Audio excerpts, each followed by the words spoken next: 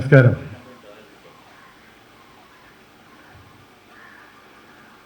പുത്രകാമേഷ്ടി യാഗം ലോക ചരിത്രത്തിലെ ഏറ്റവും വലിയ യാഗം. ഇതുപോലൊരു യാഗം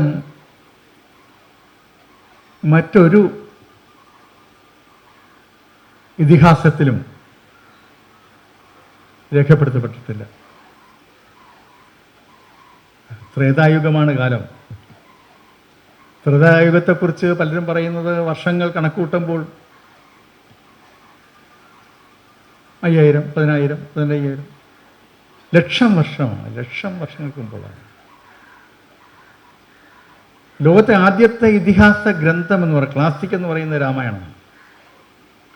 ലോകത്തെ ആദ്യത്തെ.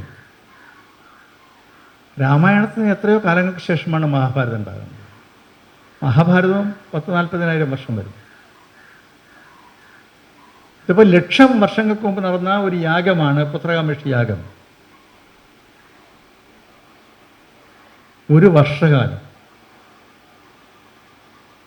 ഒരു വർഷകാലം എന്ന് പറയുന്നത് ഇപ്പോഴുള്ള നമ്മുടെ കണക്കനുസരിച്ചുള്ള 365 ദിവസമല്ല.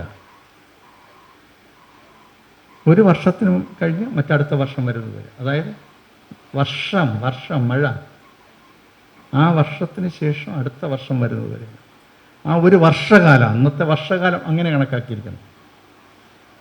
അന്ന് മഴ പെയ്യുന്നതിന് കൃത്യതയുണ്ടല്ലോ, ഇല്ലേ? ഓരോ സമയത്തും ഇന്ന സമയത്ത് മഴ, ഇന്ന സമയത്ത് വെയിൽ എന്നുള്ള കൃത്യതയുണ്ട്. ആ ഒരു വർഷകാലം നീണ്ടുനിന്ന ഒരു യാഗമാണ് മഹായാഗം. അങ്ങനെ ഋഷ്യശൃംഗൻ പുത്രകാമേഷ്ടി യാഗം നടത്തുവാൻ സമ്മതിച്ച് അയോധ്യയിലെത്തിച്ചേർന്നു. ഋഷ്യശൃംഗനെ ദശരഥ പത്നിമാർ ഒന്നിച്ചു ചേർന്ന് സ്വീകരിച്ച് ആനയിച്ച് കൊണ്ടുവന്നു. ഋഷ്യശൃംഗനോടൊപ്പം കൗസല്യാപുത്രിയും ദശരഥപുത്രി ശാന്തയും ഉണ്ടായിരുന്നു. സ്വന്തം മകൾ വീണ്ടും രാജ്യത്തേക്ക് മടങ്ങി വന്നപ്പോഴുണ്ടായ സന്തോഷം വളരെ വലുതാണ്. അവർക്ക് വളരെ വലിയ ആതിഥ്യമാണ് കോസലരാജ്യവും അയോധ്യ നൽകിയത്. കോസലരാജ്യത്തെ ആബാലവൃദ്ധം ജനങ്ങൾ ഈ പുത്രകാമേഷ്ടി യാഗം കാണുവാനും അതിൻ്റെ വിശേഷങ്ങൾ അറിയുവാനായി കൂടിയത്. ഋഷ്യശൃംഗ മഹർഷി യാഗം ആരംഭിക്കുവാൻ തീരുമാനിക്കുകയാണ്. 1000 സഹസ്ര പുരോഹിതന്മാർ പങ്കെടുത്ത ഒരു യാഗം. 1000 പുരോഹിതന്മാർ പങ്കെടുത്ത സഹസ്ര കോടി അർച്ചന. 1000 കോടി അർച്ചന. 1 കോടി അർച്ചനയല്ല, 1000 കോടി അർച്ചന. അങ്ങനെ സഹസ്ര കോടി അർച്ചന ആണ് പുത്രകാമേഷ്ടി യാഗത്തിൽ ഒരു വർഷകാലം കൊണ്ട് നടത്തിയത്. ഋഷ്യശൃംഗ മഹർഷി പുത്രകാമേഷ്ടി യാഗമന്ത്രം ചൊല്ലിക്കൊടുത്തു. ആ മന്ത്രം എല്ലാവരും ഏറ്റുചൊല്ലും. ഈ സഹസ്ര പുരോഹിതന്മാരും ഏറ്റുചൊല്ലി. ലോകത്തെ ഏറ്റവും ശ്രേഷ്ഠമായ മന്ത്രങ്ങളിലൊന്നായി ഇപ്പോഴും വിശേഷിപ്പിക്കപ്പെടുന്ന മന്ത്രമാണ് പുത്രകാമേഷ്ടി യാഗമന്ത്രം. സന്താന സൗഭാഗ്യമില്ലാത്തവർക്ക് ഈ മന്ത്രം സ്ഥിരമായി ജപിക്കുകയാണെങ്കിൽ സന്താന സൗഭാഗ്യം ഉണ്ടാകുമെന്നാണ് വിശ്വാസം. ഓം യഹി യഹി പരമേശ്വരി ഐം ക്ലീം ഗ്ലൗം ബ്രഹ്മ വിഷ്ണു മഹേശ്വരി സർവദിക്പാലിനി ശ്രീ സന്താന സൗഭാഗ്യ ബീജപ്രദായിനി ശ്രീ അമൃത സ്ത്രീ പുരുഷ വശ്യ ബാണ മാതൃ ത്രിപുര ഭുവനേശ്വരി ദമ്പതി വശ്യേ ബീജം വശ്യ വർദ്ധയ ശക്തിം പ്രാപയ സന്താനം വർദ്ധയ സർവസൗഭാഗ്യ ത്രിലോക ആകർഷണം കുരു ഓം ഐം ക്ലീം ഗ്ലൗം സ്വാഹ.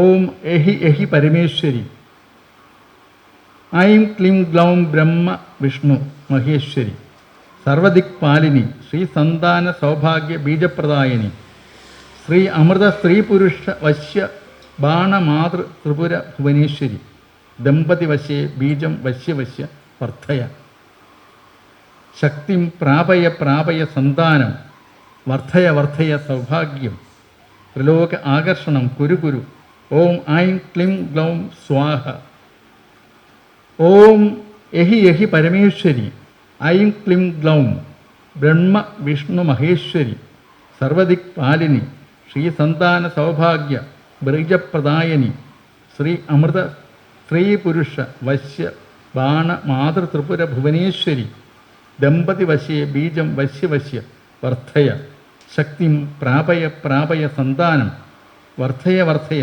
സർവസൗഭാഗ്യ ത്രിലോക ആകർഷണം കുരു കുരു ഓം ഐം ക്ലിം ഗ്ലൗം സ്വാഹ. ഇതൊരു മഹാമന്ത്രമാണ്, പുത്രകമേഷ്ടിയാഗമന്ത്രം.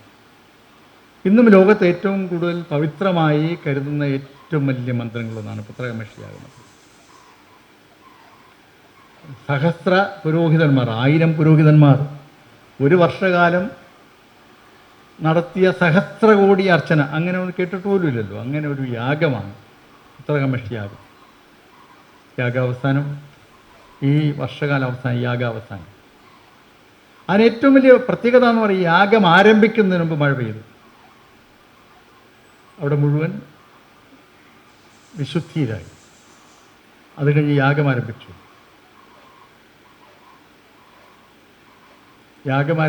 യാഗം നടന്ന് യാഗം അവസാനിക്കാറായപ്പോൾ യാഗാഗ്നിയിൽ നിന്ന് ഒരു ദിവ്യ തേജസ് ഇങ്ങനെ ഉയർന്നു വരികയാണ്. ആ ദിവ്യ തേജസ്സിൻ്റെ കരങ്ങളിൽ ഒരു പാത്രത്തിൽ, ഒരു സ്വർണ്ണ താമ്പാളത്തിൽ പ്രസാദവുമായിട്ടാണ് ദിവ്യ തേജസ് ഉയർന്നത്. അതിങ്ങനെ ഋഷ്യശൃംഖല ഏറ്റുവാങ്ങി ദിവ്യ തേജസ് അങ്ങ് മടങ്ങി. ഈ പ്രസാദം ദശരഥൻ്റെ കൈകളിലേക്ക് ഋഷ്യശൃംഖൻ കൈമാറി. വിറയ്ക്കുന്ന കരങ്ങളോടുകൂടി ദശരഥൻ അത് ഏറ്റുവാങ്ങി. അത് ഏറ്റുവാങ്ങി തൻ്റെ 3 ഭാര്യമാർക്കും തുല്യമായി വിധിച്ചു. കുറേ നാളുകൾക്ക് ശേഷം, ദശരഥമൊത്ത് ജീവിച്ചതിന് ശേഷം കുറേ നാളുകൾക്ക് ശേഷം 3 പേരും ഗർഭിണികളായി. കൗസല്യ പുണർന്ന നക്ഷത്രത്തിൽ ഒരു പുത്രനെ പ്രസവിച്ചു. കൈകേയി പൂയ നക്ഷത്രത്തിൽ ഒരു പുത്രനെ പ്രസവിച്ചു. സുമിത്രാദേവി ആയില്യ നക്ഷത്രത്തിലും മകൻ നക്ഷത്രത്തിലും ഓരോ പുത്രന്മാരെ പ്രസവിച്ചു. അങ്ങനെ 4 പുത്രന്മാർ. 4 പുത്രന്മാർ, ശ്രേഷ്ഠരായ 4 പുത്രന്മാർ ദശരഥ മഹാരാജാവിന് ഉണ്ടായി. കൗസല്യയുടെ പ്രസവം കഴിഞ്ഞപ്പോൾ കൗസല്യയ്ക്ക് പുത്രനെ കാണാൻ ആഗ്രഹം കൊണ്ട് തിരിഞ്ഞു നോക്കുമ്പോൾ കുഞ്ഞടുത്തില്ല. സമീപത്ത് ശംഖുചക്ര ഗദാധാരിയായ സാക്ഷാൽ ശ്രീഹരിയാണ് നിൽക്കുന്നത്. കൗസല്യ ഭയന്ന് വിറച്ചുപോയി. എണീറ്റ് നിന്ന് സർവഭക്തിയോടും കൂടി സാഷ്ടാംഗം പ്രണമിച്ചു. അപ്പോൾ ശ്രീഹരി, ഞാൻ അമ്മയുടെ പുത്രനാണ്, നാം ആരാണ് എന്ന് അമ്മയെ അറിയിക്കുക മാത്രമാണ് ചെയ്യുന്നത്. പക്ഷെ ഈ ദർശനം അമ്മയുടെ മനസ്സിൽ നിന്ന് മാഞ്ഞുപോയി എന്ന് പറഞ്ഞ് വിശ്വരൂപം കൗസല്യെ കാണുകയാണ്. അങ്ങനെ ശ്രീഹരി ശ്രീരാമനായും അതുപോലെ ഭരതലക്ഷ്മണന്മാർ, ഭരതനായും അനന്തൻ ലക്ഷ്മണനായും ചക്രം ശത്രുഘ്നായും ഇങ്ങനെ 4 പുത്രന്മാർ, ദശരഥന് 4 പുത്രന്മാരുണ്ടായി. ഈ 4 പുത്രന്മാരുടെ സംഭവബഹുലമായ കാലമാണ് രാമായണം. ആ രാമായണം ഇനിയുള്ള ദിവസങ്ങളിൽ നമുക്ക് സംസാരിക്കാം.